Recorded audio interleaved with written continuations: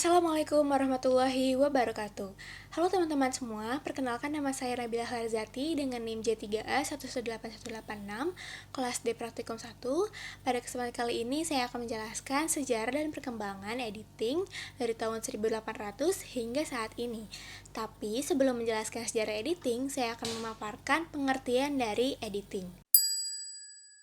Editing adalah proses menata ulang rekaman gambar menjadi sebuah rekaman baru yang lebih baik dan enak untuk dilihat. Tujuan editing yaitu untuk memindahkan klip yang tidak terpakai, untuk memilih klip yang terbaik, serta memasukkan grafis, sound effect, musik, dan lain-lain.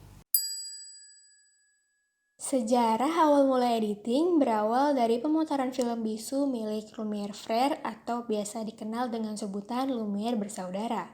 Film ini berjudul La Sortie des Hussines yang dirilis pada tahun 1895. Film ini dibuat dengan shoot dan posisi kamera yang statis. Dalam film ini, teknik editing begitu penting karena dalam film ini hanya menampilkan gambar saja. Untuk itu, seorang sineas harus mampu bercerita dengan bahasa gambar. Perkembangan teknik editing diawali oleh seorang sinesa bernama Porter yang meletakkan prinsip dasar editing, yaitu menyusun sejumlah shoot secara berkesinambungan. Dahulu, kepentingan mengambil gambar bergerak atau film hanya untuk mendokumentasikan sebuah kejadian. Pengambilan gambar pun tak terfikirkan untuk diedit. Tak heran, saat itu pengambilan gambar cenderung apa adanya tanpa rekayasa.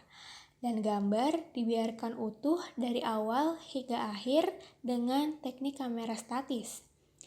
Di era 1910, Porter mencoba menggabungkan rekaman dokumentasi mengenai aksi petugas pemadam kebakaran di sebuah peristiwa kebakaran dengan membuat rekaman baru berdasarkan imajinasinya tentang seorang ibu yang sedang panik kepada anaknya karena tertinggal di dalam sebuah gedung yang terbakar, yang kemudian ditolong oleh petugas pemadam kebakaran. Kedua susunan adegan fakta dan fiksi ini digabung dalam susunan yang menarik dalam judul film The Life of an American Fireman yang dirilis tahun 1903. Porter berhasil membuat terobosan baru dalam teori editing, yaitu teknik parallel editing, yakni menggabungkan shoot kedua kejadian yang berbeda lokasi, tetapi dalam waktu yang bersamaan. Metode Porter ini kemudian dilakukan oleh 3 tokoh utama dalam editing dunia. Yang pertama ada Dewi Griffith atau yang dikenal dengan sebutan Griffith saja. Griffith mengembangkan metode parallel editing untuk menambah ketegangan adegan aksi dalam filmnya menjadi teori baru, yaitu penekanan dramatik. Griffith membuat variasi tipe shoot seperti long shoot, medium shoot, close up, cutaway, dan tracking shoot sebagai materi untuk melakukan teknik editing paralel yang dianggap sebagai konstruksi dramatik. Dalam 2 filmnya, The Birth of a Nation dan The Grazer Gauntlet, Griffith mengetengahkan adegan-adegan yang terjadi pada ruang dan waktu yang berbeda, tetapi mengacu pada makna dan tema yang sama.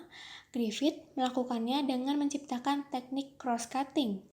Di era 1920-an, teknik editing mencapai pada masa puncaknya melalui uji coba editing yang dilakukan oleh tokoh kedua utama editing dunia yang bernama Pudovkin. Pudovkin merupakan seorang sineas yang berasal dari Rusia. Pudovkin membangun teori editing konstruktif yang dibangun dari urutan sejumlah shoot. Eksperimen Pudovkin dituangkan dalam karya filmnya yang berjudul Mother yang dirilis tahun 1926. Dari metode ini didapat pemahaman bahwa editor dapat mengubah urutan shoot sesuai keinginan, dan hal ini berpengaruh pada makna pesan yang disampaikan. Selanjutnya, tokoh utama editing dunia yang terakhir sama-sama berasal dari sineas Rusia, yaitu Sergei Eisenstein, yang juga sangat terpengaruh oleh teori dari Griffith.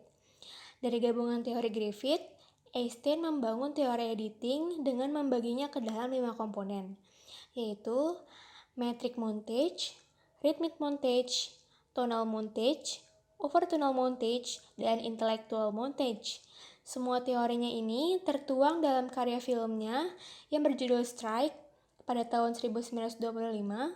Kemudian yang kedua yaitu Battleship Potemkin pada tahun 1925 juga. Dan yang terakhir film Oktober yang dirilis tahun 1928. Perbandingan editing zaman dulu hingga saat ini sangatlah berbeda jauh. Film-film saat ini telah menggunakan teknologi canggih seperti CGI atau Computer Generated Imagery. CGI digunakan untuk memanipulasi objek dalam film, baik untuk menambahkan, mengubah, dan menghapus objek. Contoh film yang menggunakan CGI yaitu film animasi Toy Story. Film ini merupakan film pertama dengan durasi utuh yang menggunakan CGI. Teknik CGI juga digunakan untuk membuat animatur dan peperangan tanpa menggunakan aktor. Film yang menggunakan teknik CGI cenderung memiliki produksi yang cukup lama dengan biaya yang sangat mahal.